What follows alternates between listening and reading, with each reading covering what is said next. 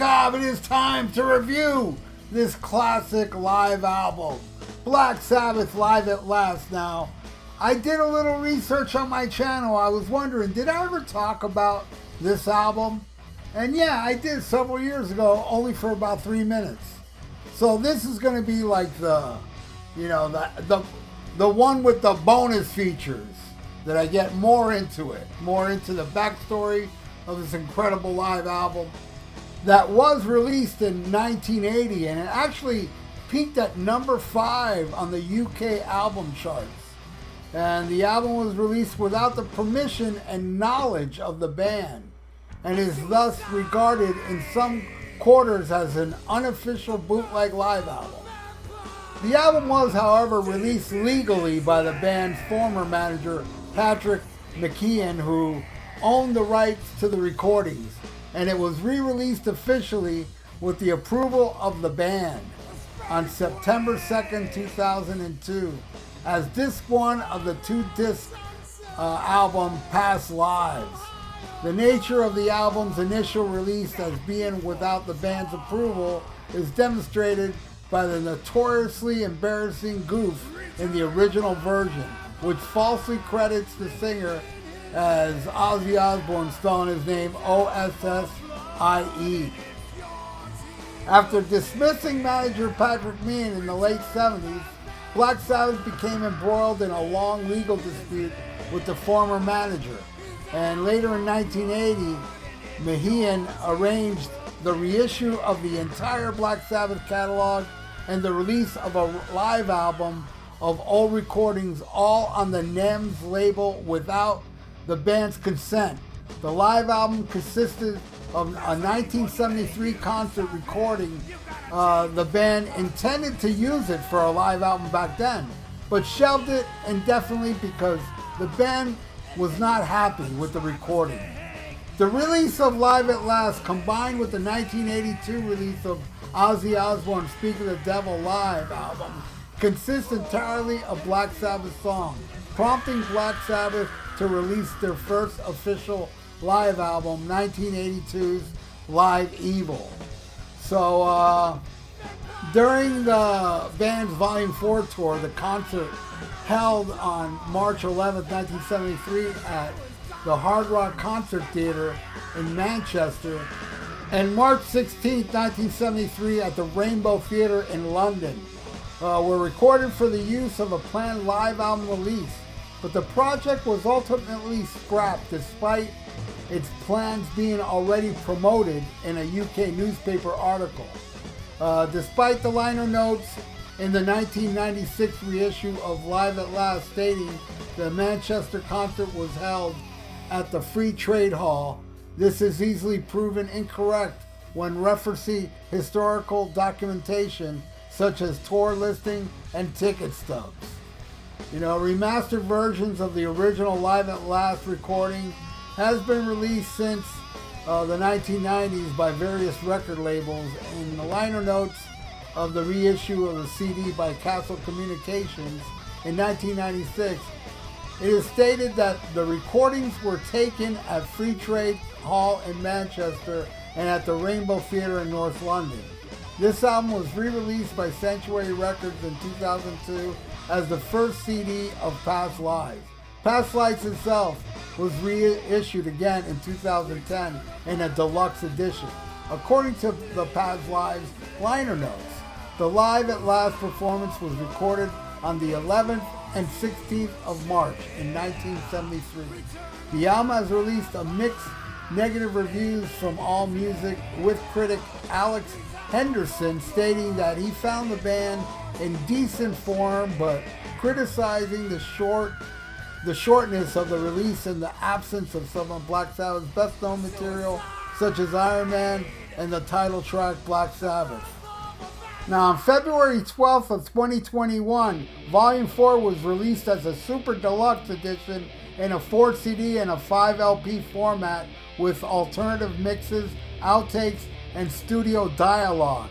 In addition to the studio outtakes and new mixes, the original analog tape from the 11th of March of 1973 at the Hard Rock Concert Theatre and the 16th of March at the Rainbow in London, which were used for Live at Last, were remixed and remastered for the inclusion of the last CD, last 2 LPs in the set. With the release, an additional 12 minutes of audio has been added due to some different selections from the concerts being used, as well as leaving in more stage banter and tune-up for the band. The remastered selections from the concerts were reordered to create a more accurate representation of the 1973 Black Sabbath concert, as Live at Last changed the track listing. So yeah, I own that box set, and yes, it is awesome to get that show, which is the last 2 albums on it. And yeah, it has extra stuff from Live at Last. Now, I discussed this in that 3-minute video I was talking about. I was a little kid, man, and it was in the back of either a Circus magazine or Cream or something. In 1980, I remember this vividly. Of course I would, because listen to the story. I saw it in the back of a magazine. I freaked out. I wanted a live Black Sabbath album, so I ordered it from the back of the magazine. And it took 6 months to get to my house. And 6 months back then was like 6 years, because time flies too much now. But man, it took forever, where I thought I was ripped off. So one day some package came to me and I was like, I didn't even know what it was. Like, what is this? And I opened it up, I was like, oh my God, I wasn't ripped off. And man, I put this on my turntable and I absolutely fell in love with this album. It's raw. I don't know, man. It would have been cool if Sabbath approved this. Like a real raw album. This ain't, what I love about live albums is when they're touched up in the studio.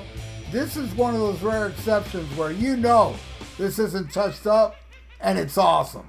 Because most live albums I like are touched up in the studio. But this one, there's something so killer about the rawness, the way the feedback happens in the beginning of every song, with Tony Iommi just like totally turning up the volume. And I know from experience that there is no louder band I've ever seen live than Black Sabbath and Motorhead. Those two are the loudest bands I ever seen play live. And you can tell just by listening to this.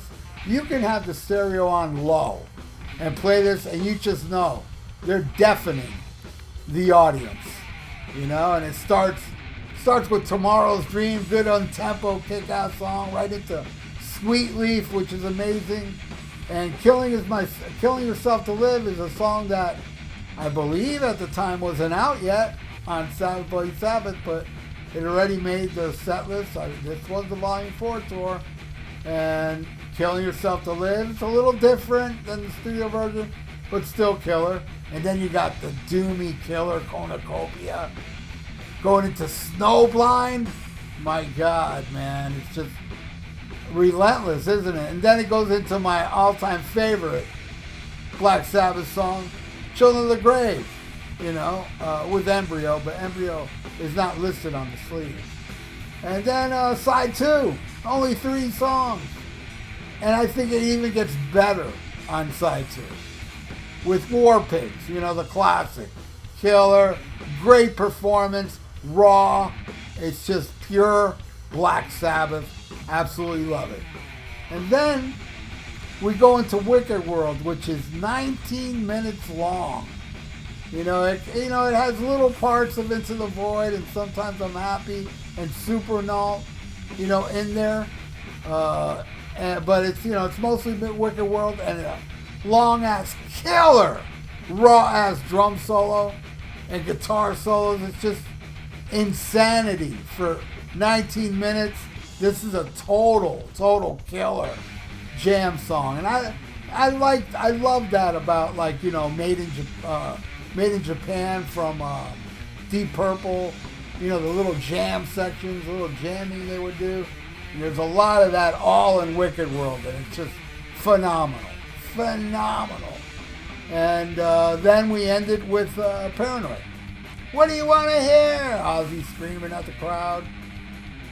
amazing. Amazing album, and, you know, yeah, it's messed up. Yeah, that Patrick McGeehan, whatever his name is, they were suing him during Sabotage, you know, and they were trying to manage themselves. So everything was a big disaster with Black Sabbath, and this guy, Neon, like, put him through the coals. And reading Geezer's book not too long ago, he went to go, you know, hang out with Iommi one day, you know, thinking of, you know, because he's been out of Sabbath for a bit. So he goes back, you know, thinking, yeah, maybe I'll go back to Black Sabbath, you know. And he finds out that guy, Patrick McGeehan, was managing the band. Tony Iommi made him manager again. And Geezer was like, oh, fuck this, and left. That's a crazy-ass story. But yeah, that guy ripped off Black Sabbath Blind, and it was because of him this album came out. And, you know, I know the band disapproves, but I'm happy this guy did, because this is an awesome live album. I will say, though, my all-time favorite live Black Sabbath album, it's been a bootleg forever, but now it's officially been released on the Sabotage box set, is Black Sabbath at Asbury Park. That's my favorite Black Sabbath live recording. But this one is a very close second.